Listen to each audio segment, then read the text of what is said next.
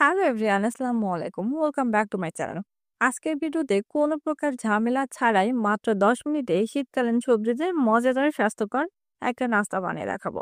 তো চলুন কথা না বাড়িয়ে আমরা মূল ভিডিওটি শুরু করি। নাস্তাটা বানানোর জন্য আমি এখানে একটা পাত্র নিয়ে নিয়েছি। আর এর ভিতরে আমি দিয়ে দিচ্ছি কিছু বাঁধাকপি কুচি। আর দিয়ে দিচ্ছি আমি এখানে কিছু আলু কুচি।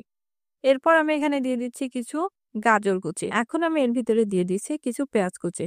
আর দিয়ে দিচ্ছি আমি এখানে কিছু কাঁচামরিচ কুচি, ১ টেবিল চামচ লবণ, ১ টেবিল চামচ ধনিয়া গুঁড়া আর দিয়ে দিচ্ছি ১ টেবিল চামচ লাল মরিচের গুঁড়া।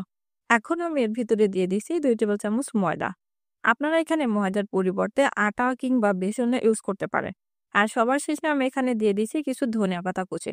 সবগুলো উপকরণ দিয়ে দেওয়ার পরে এখন আমি হাতের সাহায্যে নেড়ে চেড়ে খুব ভালোভাবে মিশিয়ে নিছি। ঠিক আমরা যেরকম পেঁয়াজু বানানোর আগে একটা মিক্সার রেডি করি, ঠিক সেরকমই একটা মিক্সার রেডি করছি।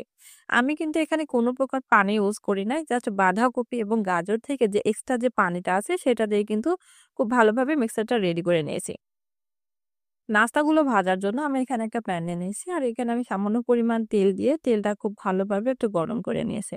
এখন আমি যে আগে থেকে মিক্সারটা বানিয়ে রাখছিলাম সেই মিক্সারটা আমি এভাবে অল্প অল্প করে দিয়ে মাঝখান থেকে এরকম একটু গোল ফাঁকা করে রেখে দিচ্ছি। তো একইভাবে আমি সবগুলো নাস্তার এভাবে মাঝ বরাবর ফাঁকা করে রেখেছি।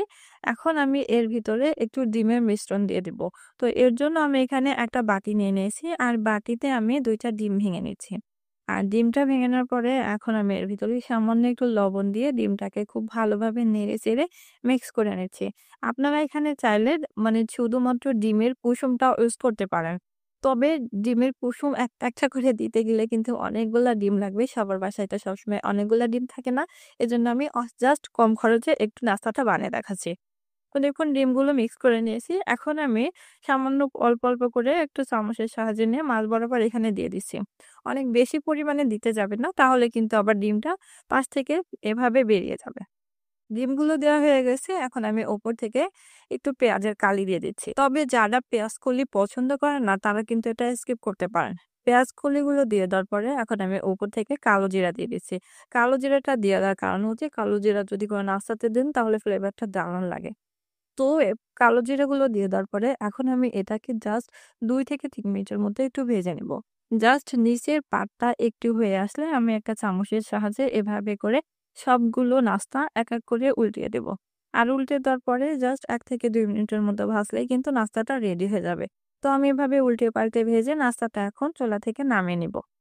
নাস্তাগুলো ভেজে আমি এখন চুলা থেকে নামিয়ে নিয়েছি। আর এখন আমি এরকম একটা বোর্ডের উপরে নিয়ে নাস্তাটাকে মাঝ বরাবর এভাবে কেটে নিচ্ছি। তো কাটার ফলে দেখুন মাঝ বরাবর থেকে যে ডিমের অংশটা ছিল সেটা কিন্তু খুব ভালোভাবে বোঝা যাচ্ছে। আপনারা চাইলে কিন্তু এটা আস্তেও রাখতে পারেন। তো এখন আমি এগুলোকে প্লেটে সাজিয়ে নিচ্ছি। তো তৈরি হয়ে গেল খুবই সহজে মজাদার চটপট নাস্তা। আর এই নাস্তাটা দেখতে যতটা সুন্দর, খেতেও কিন্তু মাশাআল্লাহ অনেক মজাদার। আপনারা বাসায় একবার হলেও এই রেসিপিটা ট্রাই করে খেয়ে দেখবেন। আর খেতে কেমন হয়েছে তা অবশ্যই আমাকে কমেন্ট করে জানাতে ভুলবেন না। তো এই ছিল আমার আজকের ভিডিও। আশা করি আমার ভিডিওটা আপনাদের কাছে ভালো লেগেছে। আর আমার ভিডিওটা ভালো লাগলে অবশ্যই লাইক, কমেন্ট করবেন আর আপনার ফ্রেন্ডস আর ফ্যামিলি মেম্বারদের সাথে শেয়ার করে দিবেন। আর এরকম নতুন, নতুন আরো ভিডিও পেতে আমার চ্যানেলটা সাবস্ক্রাইব করে সাথেই থাকবেন। আজ এই পর্যন্ত। সবাই ভালো থাকবেন, সুস্থ থাকবেন। আল্লাহ হাফেজ। আর কে কোথা থেকে আমার ভিডিওটা দেখছেন তা অবশ্যই কমেন্ট করে জানাবেন। আল্লাহ হাফেজ।